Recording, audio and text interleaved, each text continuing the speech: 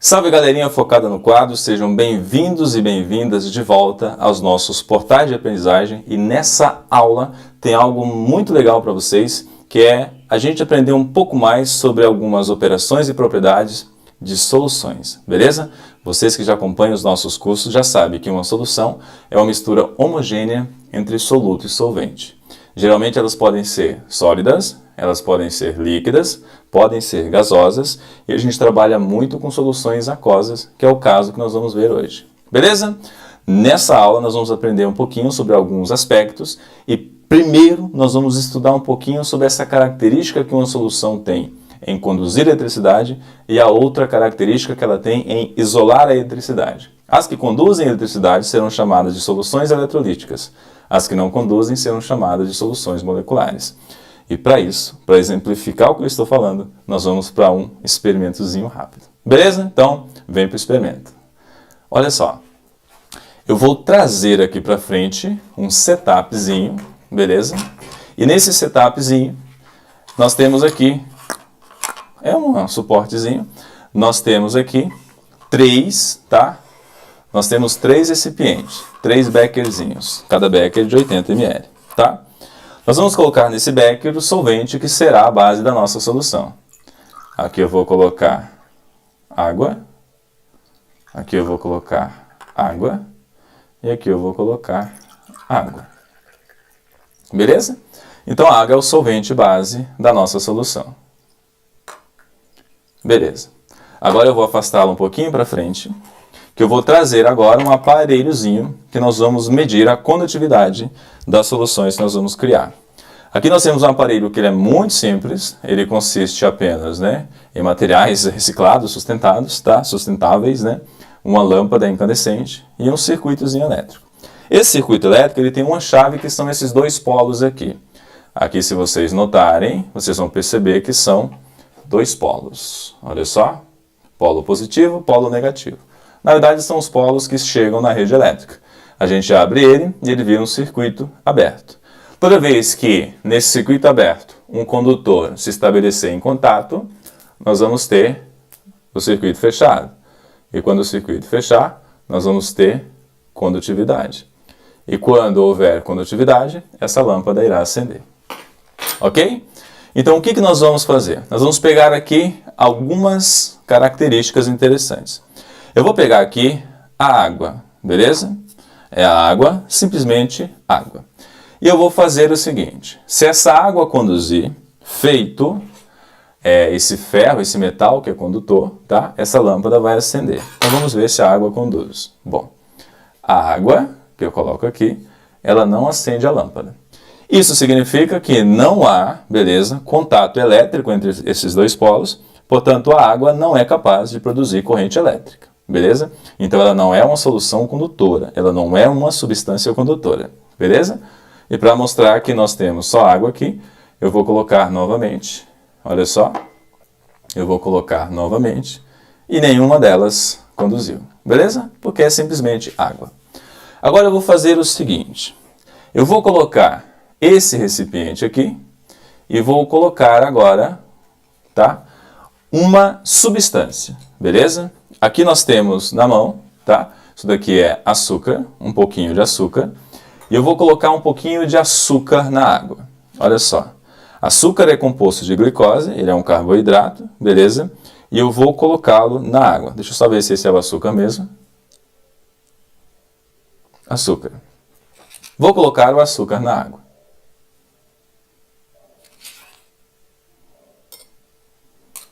Bom.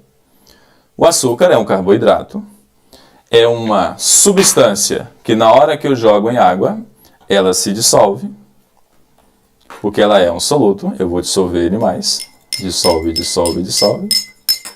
Só que esse soluto, na hora que ele está em contato com polos elétricos, ele não permite que haja contato entre os polos, logo ele não permite condutividade, porque se ele permitisse a lâmpada acenderia. Isso significa que essa solução é uma solução isolante.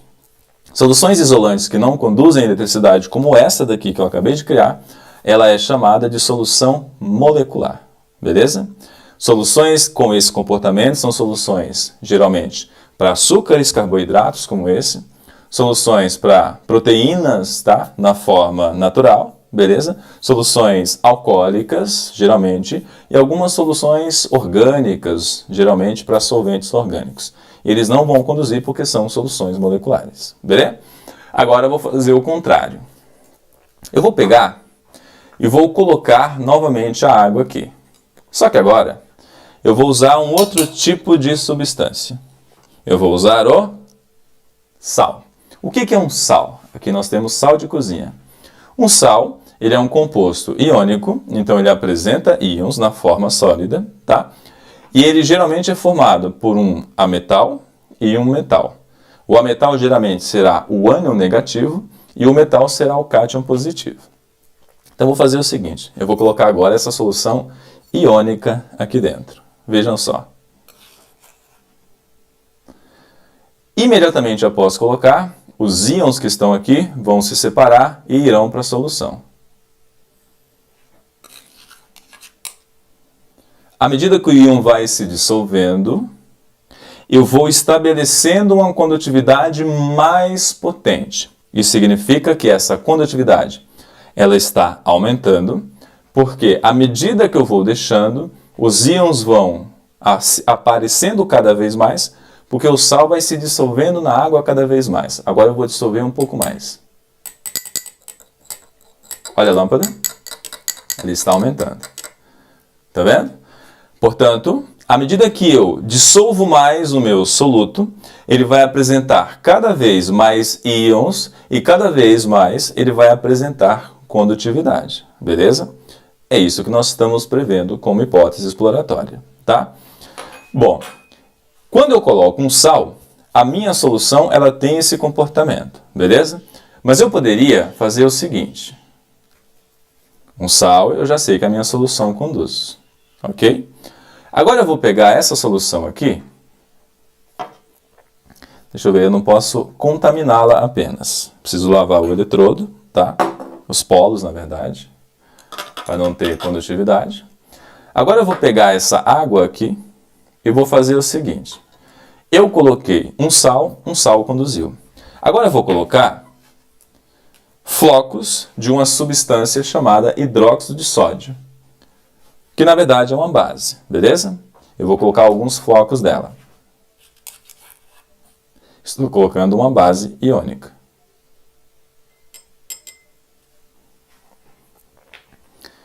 Por enquanto ela está demorando para se dissolver, os íons estão se dissolvendo, o processo às vezes demora um pouco, tá?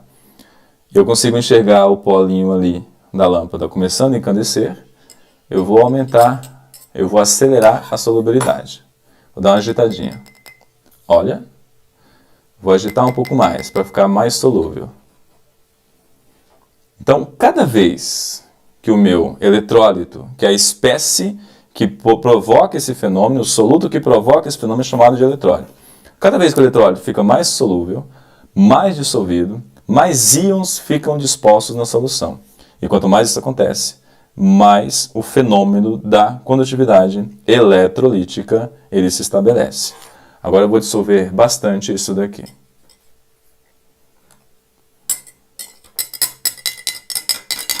Vejam?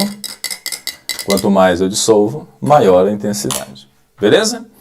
Então, a condutividade eletrolítica, ela se estabelece toda vez que a espécie que eu coloco aqui é chamada de eletrólito. Um eletrólito é uma espécie que eu jogo em solução e ele se separa na parte iônica positiva, que é um cátion, e na parte aniônica negativa, que é um ânion. Toda vez que isso acontecer, eu verei esse fenômeno chamado de condutividade. Essa solução é capaz de permitir o fluxo de carga entre elas e eu tenho o fenômeno da condutividade. Beleza? Mas isso não acontece apenas com sais, como NaCl, e não apenas como base ou com bases iônicas como essa, que é o cloreto de sódio, que é o hidróxido de sódio. Isso pode acontecer com substâncias que naturalmente são moleculares, mas quando eu jogo em água, elas se ionizam. Estou falando de ácidos. Aqui na minha mão, eu tenho aquela antiga solução, tá? Que tinha nela apenas glicose, beleza? Agora eu vou contaminar essa solução de glicose com um ácido.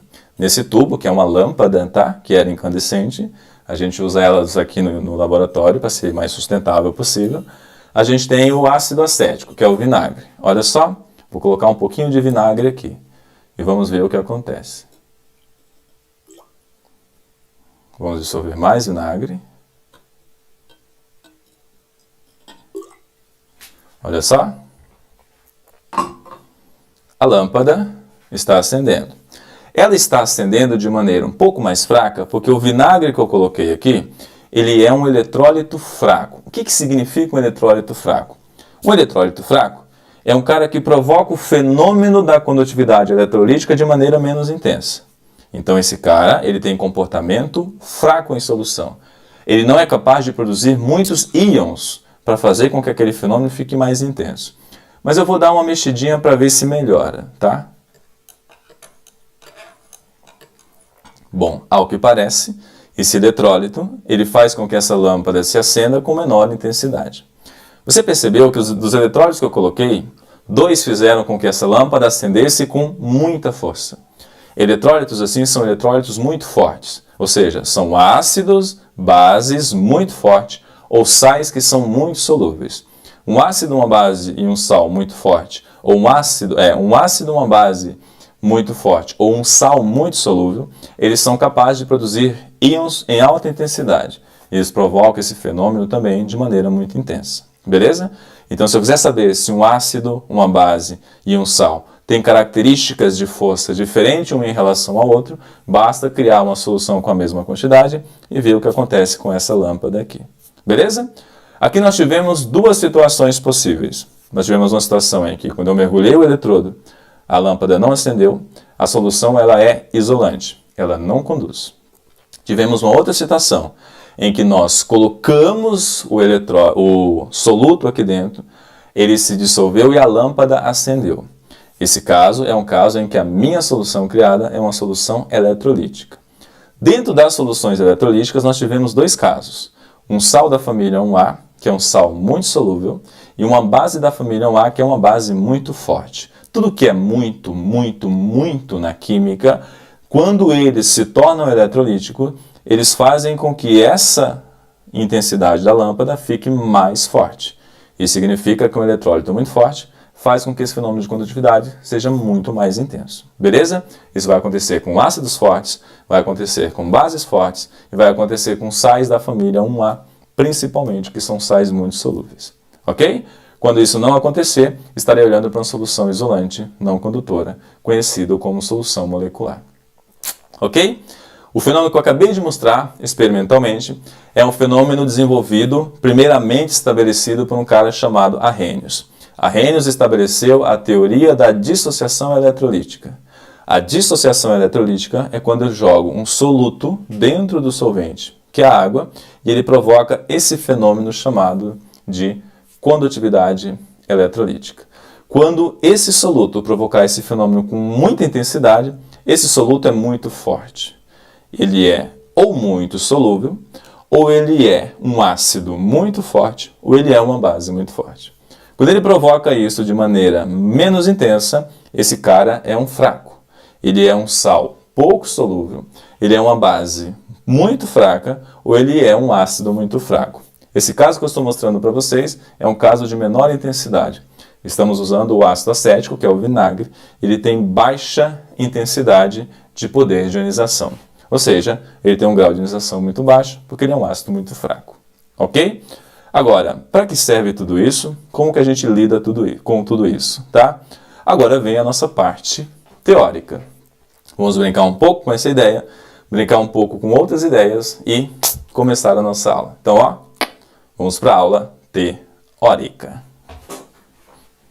Salve pessoal, estamos de volta no nosso curso de Soluções, Operações e Propriedades Especiais. Acabamos de ver experimentalmente que algumas soluções conduzem e outras não. Beleza? A condutividade de soluções é diferente de condutividade de condutores metálicos. De soluções são condutividades do tipo eletrolítica. Elas são um pouquinho diferentes. Vamos ver como é que é essa diferença, beleza? Bom, a condutividade, ela ocorre toda vez que uma solução, ela permite que haja fluxo de carga entre dois polos, beleza? Existem dois tipos de soluções. Soluções eletrolíticas, chamadas de condutoras, beleza? Elas apresentam condutividade eletrolítica. E existem as soluções moleculares. Elas são chamadas de isolantes.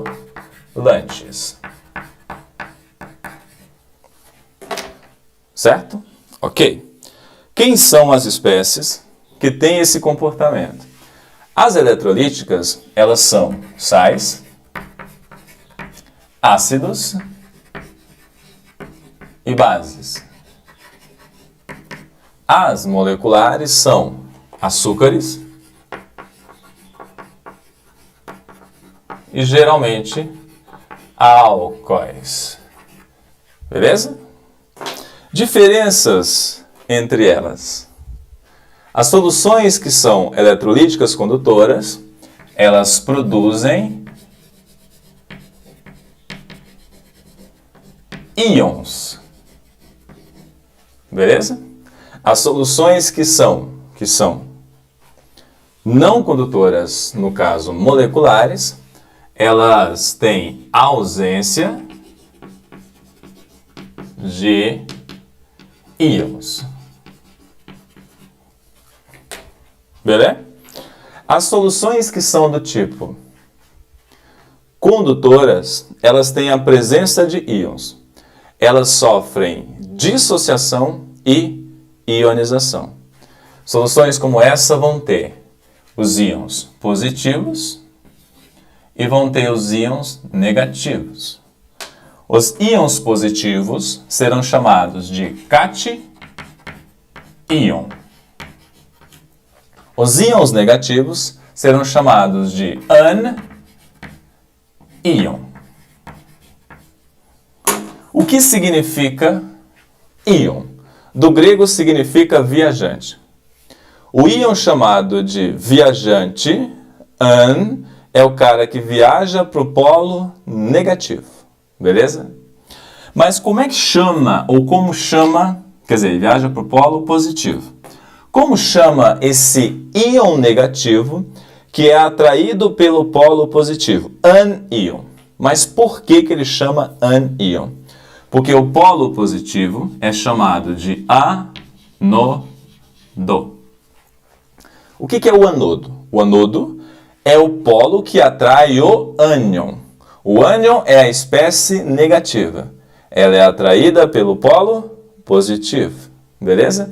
Então, o polo positivo é chamado de anodo. Por quê? Porque o ânion é a espécie negativa em que o próprio nome diz, ele é um íon viajante que viaja para um polo chamado anodo. Se ele é negativo, o anodo tem que ser positivo. Agora, e o cara positivo? O cara positivo, ele é um íon viajante. Ele viaja para um polo chamado cátodo. Portanto, se ele é positivo, o cátodo precisa ser negativo.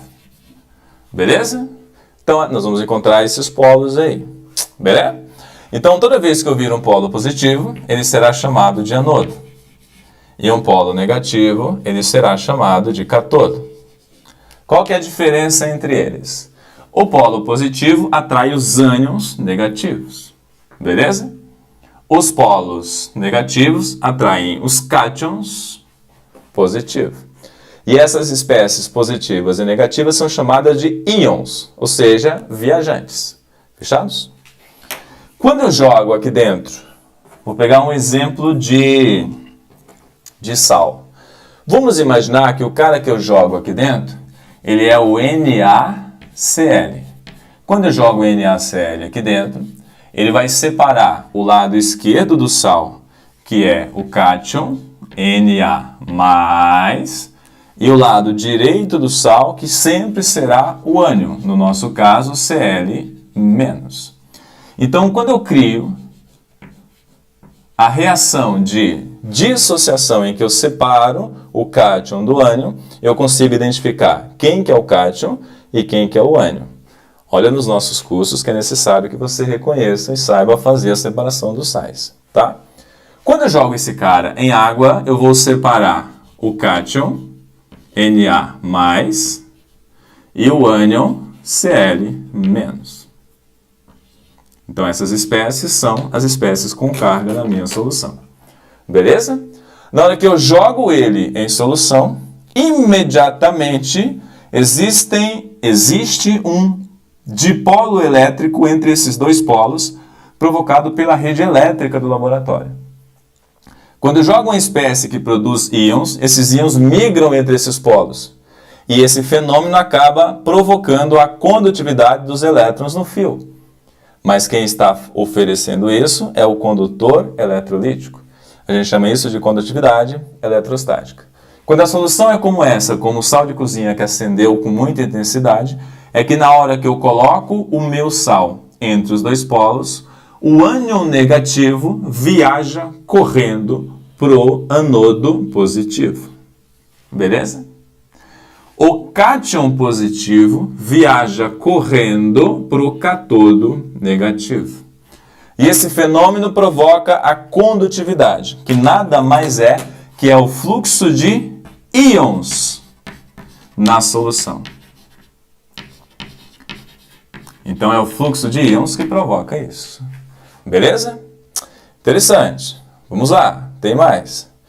Essa condutividade não é uma condutividade que está sendo provocada por elétrons em um fio.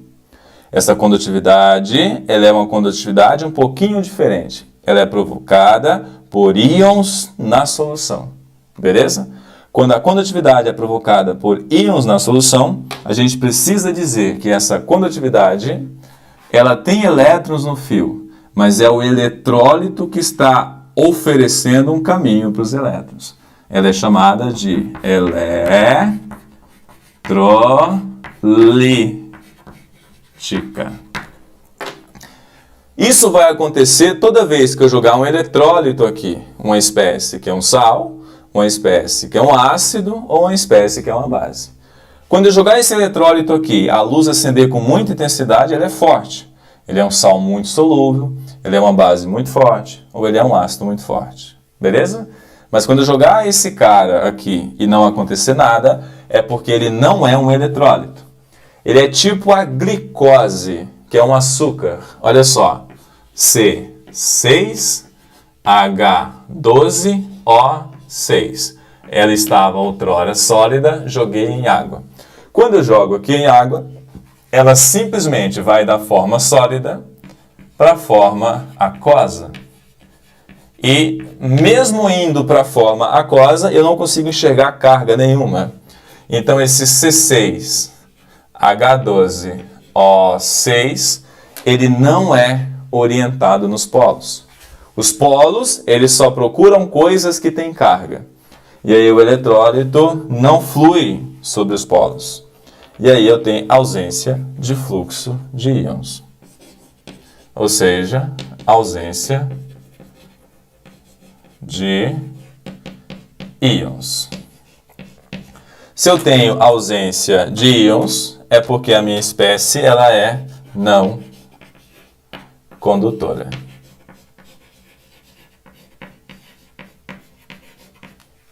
Sacou? Então, olha só. Quando a espécie vai ser condutora? Quando ela for um ácido, uma base ou um sal. E por que isso acontece? Quando eu jogo ela entre dois polos, os íons dessas espécies se orientam entre os polos, provocando um caminho mais confortável para os elétrons no circuito.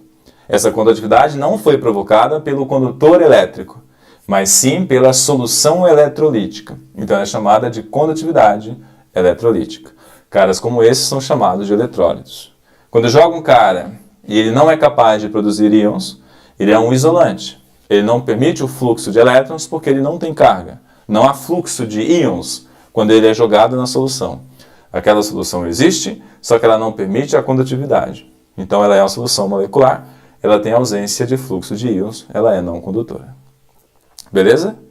Bom, então é isso que a gente sabe. Certo, pessoal? Agora nós vamos dar um próximo passo, tá? Já sabemos que soluções podem conduzir ou podem não conduzir. Mas agora nós vamos criar uma solução e tentar brincar um pouquinho mais com ela. O que eu posso fazer mais com a solução? Que tipo de propriedade ela pode me apresentar? Essa solução apresentou essa propriedade de conduzir ou não. Mas o que mais ela pode acontecer? Existem mais propriedades que eu posso explorar? O que o vestibular espera que eu reconheça como habilidade e como competência em soluções? Então vamos continuar dando os nossos passos aí, beleza? Então se liga que tem mais coisas por aí.